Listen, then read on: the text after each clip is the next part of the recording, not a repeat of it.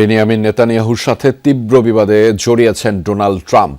Israeli প্রধানমন্ত্রীকে phone করে রীতিমতো অকথ্য ভাষায় গালিগালাজ করেছেন মার্কিন প্রেসিডেন্ট। মূলত লেবাননে তেল আবিবের জোরদার হামলাকে কেন্দ্র করে ইরানের সঙ্গে চলমান আলোচনা ভেস্তে যাওয়ার শঙ্কা তৈরি হওয়ায় ক্ষোভে ফেটে পড়েছেন ট্রাম্প। নেতানিয়াহুর কারণে মধ্যপ্রাচ্যে বিপদে পড়ছে যুক্তরাষ্ট্র, এমন কথাও বলেছেন মার্কিন প্রেসিডেন্ট। ফোটানোর ঝামেলা ছাড়াই নিরাপদ পানির জন্য ঘরে আনুন পিওরিট। কল করুন 16627। ইরানের সাথে সমঝোতার দ্বারপ্রান্তে যুক্তরাষ্ট্র। প্রেসিডেন্ট ডোনাল্ড ট্রাম্প যখন বারবার এমন কথা বলছেন, তখন লেবাননে আরও তীব্র হয়েছে ইসরায়েলের হামলা। দক্ষিণাঞ্চলের সীমান্ত এলাকা ছাড়িয়ে আরও ভেতরে প্রবেশ করেছে সেনারা, দখল করেছে নতুন নতুন এলাকা। এমন পরিস্থিতিতে ক্ষুব্ধ ইরান জানিয়ে দিয়েছে যুক্তরাষ্ট্রের সাথে আর শান্তি আলোচনা নয়, সমঝোতার কাছাকাছি গিয়েও ভেস্তে যাওয়ায় শঙ্কায় চরম ক্ষেপেছেন ডোনাল্ড ট্রাম্প।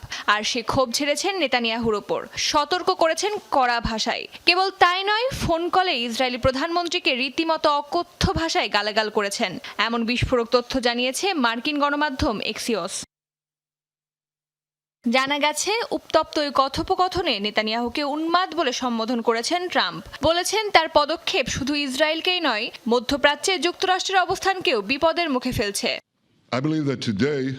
মার্কিন কর্মকর্তাদের বরাতে এক্সিওস জানিয়েছে, সোমবারের ফোন আলাপে ট্রাম্প অভিযোগ করেছেন লেবাননে ইসরায়েলের সামরিক পদক্ষেপ প্রয়োজনের তুলনায় অনেক বেশি আক্রমণাত্মক হয়ে উঠেছে এবং এতে আন্তর্জাতিক অঙ্গনে ইসরায়েলের প্রতি ঘৃণা আরও বাড়ছে।